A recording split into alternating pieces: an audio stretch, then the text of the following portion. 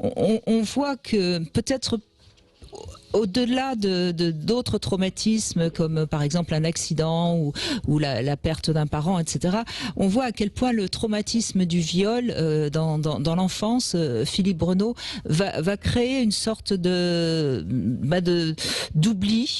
qui, quelque part, même si c'est oublié consciemment, ça a forcément créé quelque chose dans votre vie, Noémie. Qu'est-ce que vous pourriez nous dire? À votre avis, qu'est-ce que ça a provoqué justement dans votre vie affective, ce traumatisme de viol? Ah oui, ça a été énorme. Je me suis bien sûr pas aperçue du tout pourquoi je choisissais certains hommes. Je choisissais des hommes féminins qui, sans être homosexuels, n'étaient pas des hommes qui aimaient la femme et qui, c'était surtout des hommes qui en avaient peur. Alors, j'ai quand même eu 2 mariages et les deux, bon an, mal an, se sont maintenus, enfin pas le premier, mais ce sont des hommes qui n'aiment pas les femmes. J'ai choisi des hommes et bon, comme amant, j'ai choisi des hommes plus jeunes que moi. Parce que certainement, inconsciemment, il me semblait moins dangereux. C'est ça, oui. Oui, en fait, l'adulte qui m'a violée était un homme de 20 à 25 ans, puisque c'était un jeune militaire qui revenait de la guerre d'Indochine. Moi, j'étais avec le caquet, on m'avait envoyé chercher de l'eau, et donc ça s'est passé très discrètement. Mais donc, c'était un adulte, pour moi, un adulte, bien sûr. Bien sûr, 25 ans, quand on a 11 ans, c'est un adulte. Et vous n'en avez pas, vous l'avez tout de suite occulté, c'est-à-dire vous n'en avez parlé à personne. Ah non, sur l'instant, j'aurais aimé pouvoir en parler, mais j'ai une maman libanaise, chrétienne, mais libanaise quand même, et je peux dire que dans ce monde à l'époque, maman m'aurait accusée. Bien sûr. Bien sûr, Philippe, oui, c'est ça. Ouais. Oui, vous auriez été la coupable. Oui, c'est sûr. Qu'est-ce que tu as fait? Bon, j'étais pas sexy à cet âge-là. J'étais une petite gamine, un peu grande puisque j'avais fait ma communion et qu'on disait que j'étais la mariée. J'étais un peu grande pour mon âge, mais pas très. Non, je venais d'avoir mes règles, effectivement. Mais non, j'étais pas très sexy. Non, mais de toute façon, ça ne justifie absolument en aucun cas ce viol. Non, mais non, les parents, l'image de la mère qui dit à sa fille, moi je suis persuadée qu'elle existe toujours, qui dit à sa fille, parce que j'ai rencontré nombre de jeunes femmes. Oui, bien sûr, vous avez raison, bien sûr. Elles n'ont jamais pu parler à leur maman. Avant l'époque actuelle, où on commence à être sensibilisé, ou du moins on en parle ouvertement, c'était une vieille idée de Freud au départ, et après il a mieux compris que c'était à l'envers.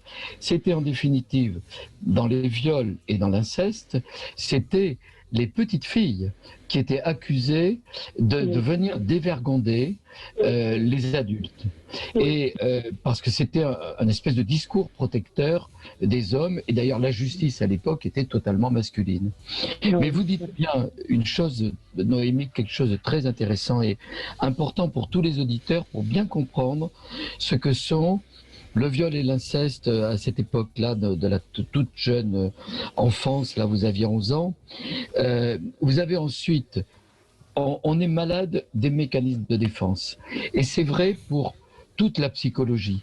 C'est-à-dire qu'on va avoir un mécanisme, un conflit premier qui va nous donner de l'angoisse et on va s'en défendre. Et souvent, on va être malade des mécanismes que nous mettons en jeu pour nous protéger.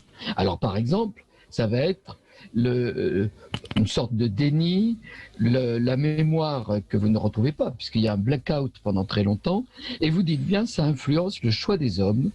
C'était plutôt des hommes féminins, des hommes homosexuels, parce que, à l'époque, vous avez toujours évité, vous l'avez dit après pour un amant, vous évitiez l'image qui pouvait rappeler l'agresseur, et tout ça inconsciemment.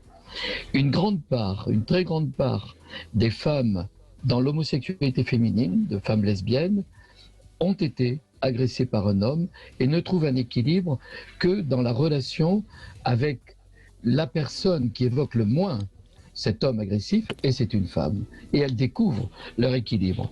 Donc, si vous voulez, on est en permanence en équilibre avec nos mécanismes de défense qui sont là pour nous protéger et qui sont là, quelquefois, pour donner des difficultés dans la révélation, et notamment au niveau de la justice, lorsqu'on veut signaler, puisque souvent il y a prescription parce qu'il y a ce très long délai de réminiscence, ou du moins quand ça surgit au milieu de la vie.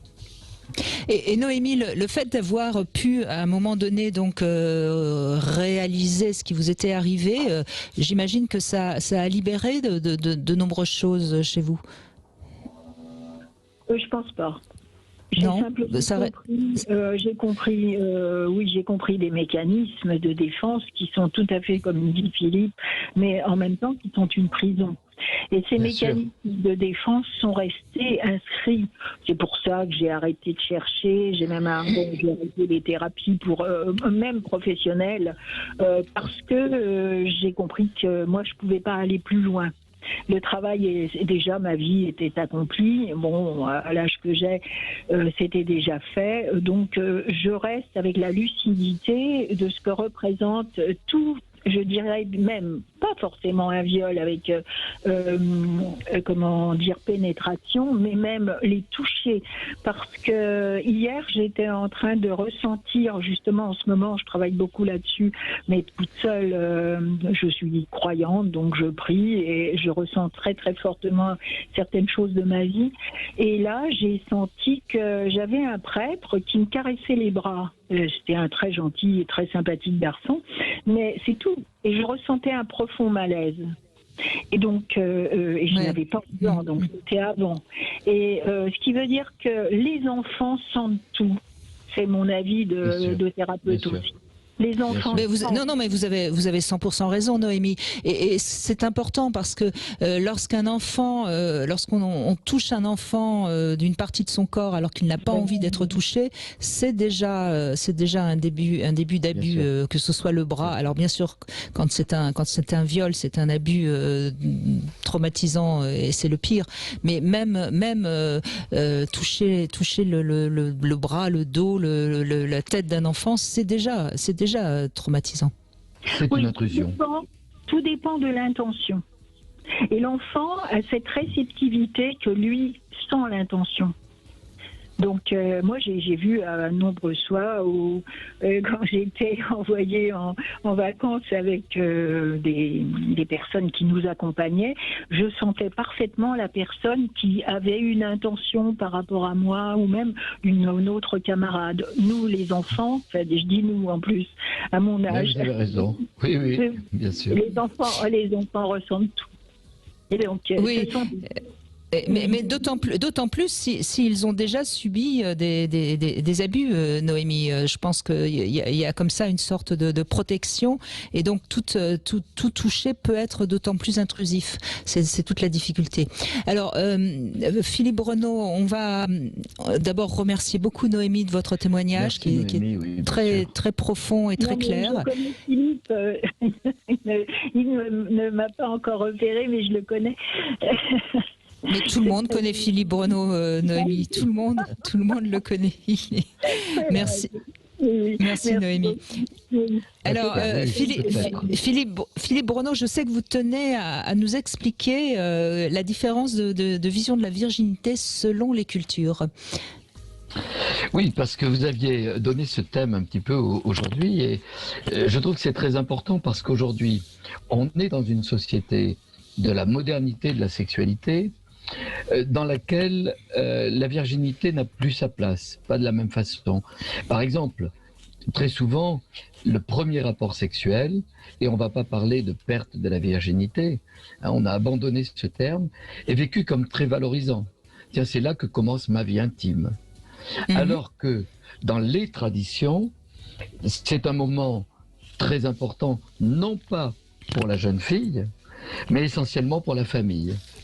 Avec, on va le voir quand on va parler tout à l'heure avec Shakib Ksous des mariages précoces, avec des différences très importantes suivant les cultures et puis après le poids des religions.